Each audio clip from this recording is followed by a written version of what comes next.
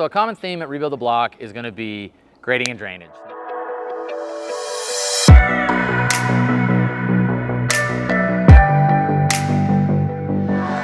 We covered this over at our Scandinavian Ranch projects off of Earls, as well as our Mid-Mountain Shadows project over in Paradise Valley. This project specifically created some unique aspects, and we also needed to be more cost effective with how we were going to handle our grading and drainage on this specific lot. Now, as mentioned before, we are usually tied here in the Arcadia market to the most stringent of standards, and that's going to be mostly a national standard that's required to be adopted by all the municipalities if they want to get any money should there be any flooding. Now, here in Phoenix, people might say, you guys live in the desert. We've talked about that in the past. We have massive amounts of rain that come all at once. And so this typically really increases the volume that is required in our municipalities for our 2-hour, 100-year flood retention volume that's required. So why exactly did this create some challenges? Well, first and foremost, we had a massive pool that was already existing that we didn't want to demo. And what this did is it really created some uniqueness to the exterior design that was completed by Bellflower Designs and ourselves, but it really kind of divided our basin. And so we wanted to figure out a way to be able to make this flow and feel more natural, specifically with the landscape aesthetics. And so let's talk a little bit about what we had to do to achieve this. So once again, similar, we had to get about 20 inches down from our existing slab. So I'd like to start over on our patio and work our way around the lot to show you how we accomplished this specific feat. So I want to make this as simple as possible. As mentioned before, we're talking a 20-inch drop from our floor height all the way to our basin height. So the first thing that we can do is we can drop, in this case, 4 inches as one step that exits the property. Now, I don't normally recommend putting one step in your hardscape plan details, but with a threshold being here, people understand that they're going to have to step over a threshold. And so this is one of the areas that it's really easy to be able to get that additional 4 inches. Now, as we are required by code is to drop 1/8 of an inch per foot. So in this case, we have a covered patio that's about 14, 15 feet.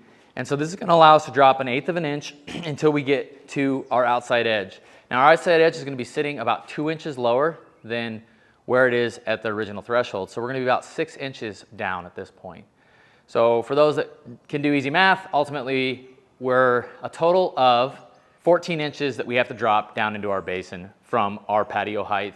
So one of the secondary challenges that we had was that once we poured the pool decking, we would ultimately only be about 4 inches lower than what our finished slab was. And so we had to actually pitch the pool coping away from the pool, which allowed us to be able to get to a drain line that was located here in between our 2 poured sections of concrete, which allows us to be able to properly flow any of the water that's coming off of the roof line as well as the pool away from the exterior stem wall.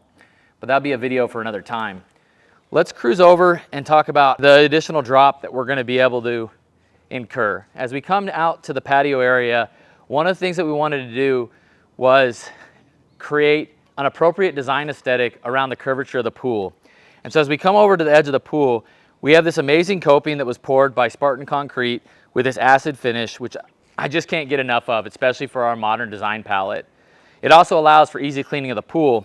But one of the things that we did, and we talked about in a previous video on our shorts, so go take a peek, is to extend the edge of the slab to be about 6-7 inches thick. What this would do was it would allow us to be able to actually step down into our basin. So as mentioned, we're about 6 inches, and in here we're about 5 inches or so.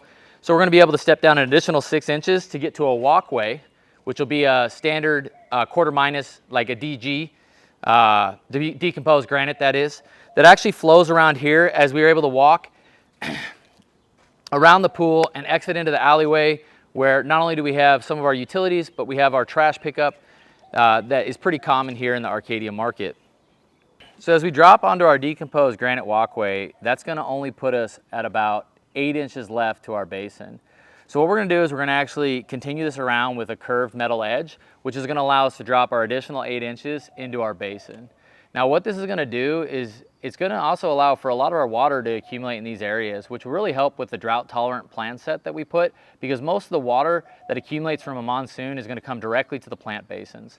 And so this basin here is going to be filled with a shale or a gray rock. It's going to have a nice little cactus garden in here that's going to have unique agaves that we've selected, as well as a nice mid-sized tree that will help to fill in this space and create shade for the future homeowner, as well as a small zen-like feel as it abuts our outdoor barbecue, outdoor kitchen setup, which is located just to the right of me. So another challenge on this particular property was cost.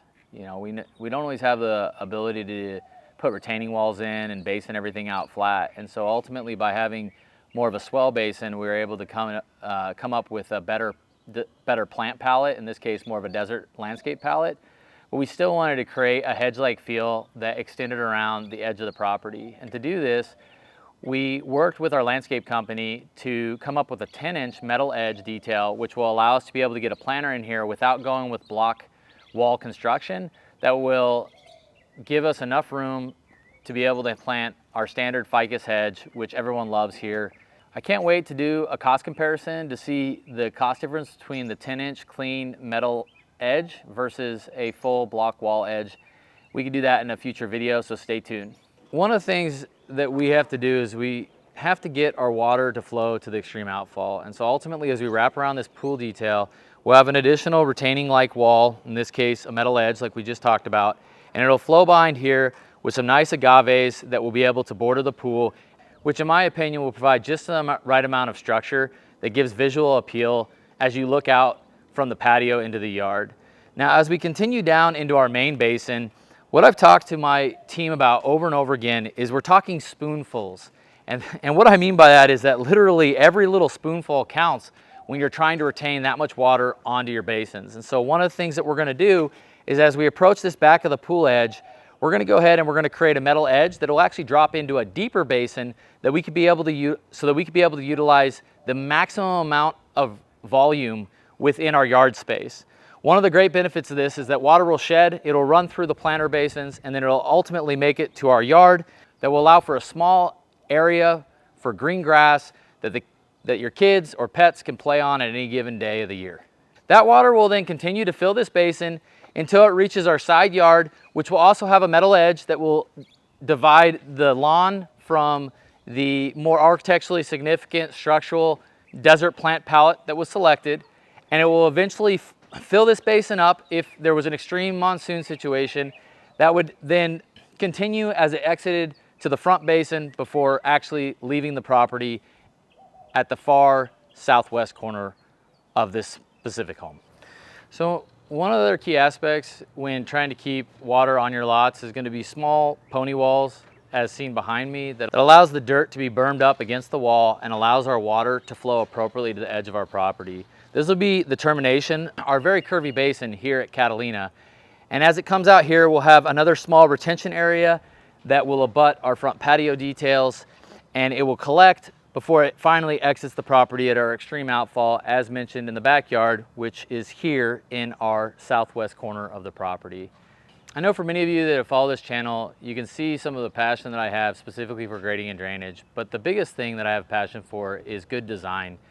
And at the very beginning of Rebuild the Block, we didn't feel like we had the financial means, specifically on our specs, to be able to match the exterior design intent to the interior design intent.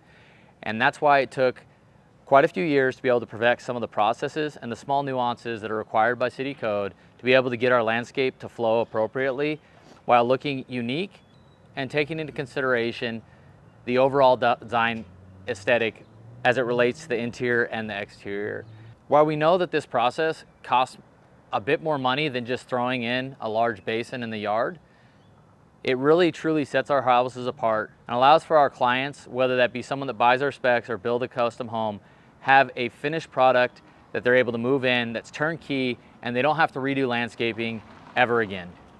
We're so happy that you're following us along. If you have any interest in building with us in the future, go ahead and hit a subscribe button to reach out when the time's appropriate. Happy Friday. Hope you guys all have a great weekend and have a great day.